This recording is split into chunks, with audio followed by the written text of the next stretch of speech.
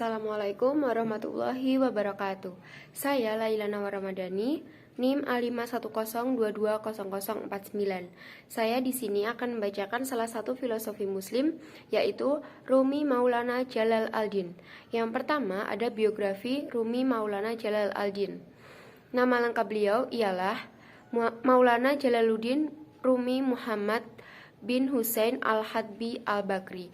Beliau dilahirkan di Balkhi atau yang sekarang disebut dengan Persia pada tanggal 6 Rabiul Awal tahun 604 Hijriah atau 1207 Masehi dan meninggal pada tahun 672 Hijriah atau 1273 Masehi. Ketika beliau berusia 4 tahun, ayahnya membawa Rumi ke Asia Kecil yang pada waktu itu lebih dikenal dengan negeri Rum. Itulah sebabnya maka ia memakai nama Rumi yang diambil dari nama tempat tinggalnya. Ibunya adalah anggota kerajaan Khawarizm yang bernama Mukminah Khatun.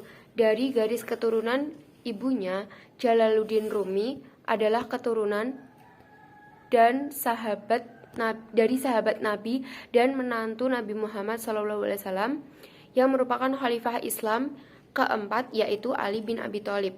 Sedangkan ayahnya bernama Bahauddin Walad Muhammad bin Husain, seseorang yang sangat ahli dalam fikih, yang menjadi guru dalam salah satu tarekat yang bernama Al-Kubrawiyah dan dapat menetapkan hukum atau fatwas.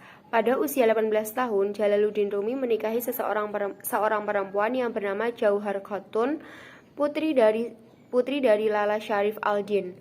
Pada tahun 1229 Masehi, lahirlah putra pertama yang diberi nama dengan Alauddin.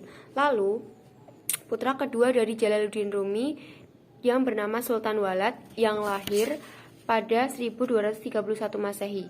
Rumi menjadi seorang murid dari Syed Burhan Uddin Muhakkik Tarmazi dan termasuk salah satu murid dari ayahnya sendiri. Rumi belajar tentang ilmu sufi.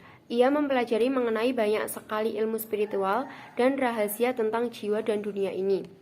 Setelah Bahauddin meninggal di tahun 1231 Masehi, Rumi pun melanjutkan posisi sang ayah sebagai seorang guru terkemuka di sana.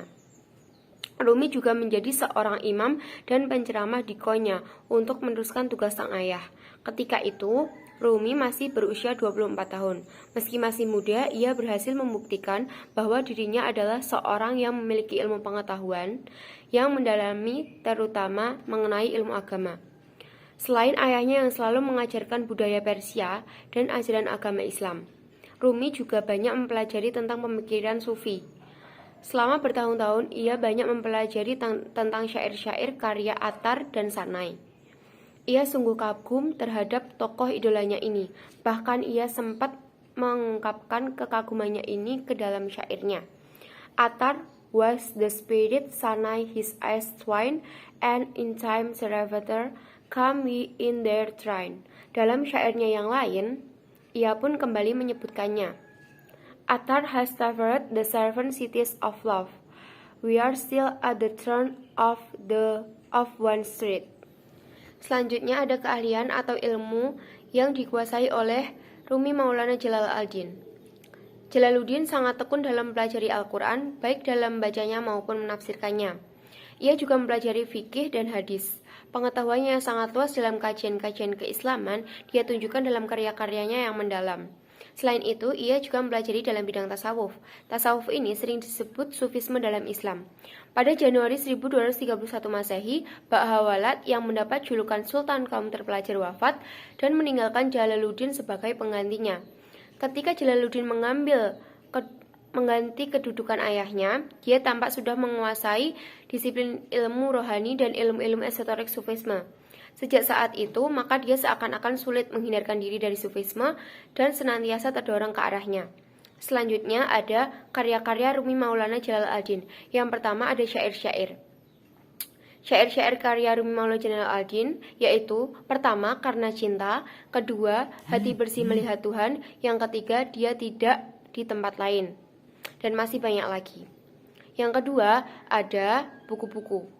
Yang pertama ada Fihi Ma Fihi, Matnawi of Jalaluddin Rumi, The Essential Rumi, The Collection Rumi, The Love Poems of Rumi, Masnawi Senandung Cinta Abadi, The Illuminate Rumi, Jalan Cinta Sang Sufi, dan lain-lain. Selanjutnya ada pokok pemikiran Rumi Maulana Jalaluddin. Yang pertama ada kesatuan eksistensi. Cara pandang Sufi terhadap eksistensi agak berbeda dari kaum teologi atau mutakalimun. Bagi kaum Sufi, eksistensi atau wujud berarti kenyataan atau kebenaran hakikoh, dan tiada yang hakiki kecuali kebenaran atau kenyataan tertinggi, ultimate realita al-haq. Yang kedua, cinta universal. Tentang bagaimana dunia ini diciptakan, Rumi berkeyakinan bahwa penciptaan adalah manifestasi diri Tuhan atau izhar. Untuk mendukung pandangan ini, Rumi layaknya Sufi lainnya yang mengutip hadis qudsi yang terkenal mengatakan bahwa Tuhan adalah kekayaan tersembunyi. Dia menciptakan dunia ini agar bisa dikenali. Yang ketiga, ada cinta ilahi atau ishq, merupakan bukan hanya milik manusia dan makhluk hidup lainnya, tetapi juga semesta. Cinta kepada Tuhan telah menciptakan di dalamnya kerinduan untuk kembali dan bersatu. Itu menurut Rumi. Yang keempat, ada pengetahuan sejati. Konsepsi Rumi tentang pengetahuan sejati atau makrifah atau gnosis dimulai oleh fakta bahwa Tuhan mengajarkan Adam semua nama. Nama-nama ini merupakan prototipe semua pengetahuan sejati dan langsung berasal dari Tuhan. Yang terakhir ada Wahdatul Adyan, kesatuan transendental agama-agama.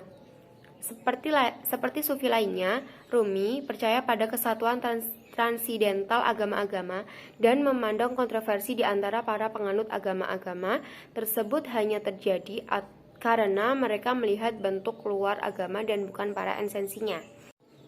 Sekian yang dapat saya sampaikan, kurang lebihnya saya mohon maaf. Terima kasih. Wassalamualaikum warahmatullahi wabarakatuh.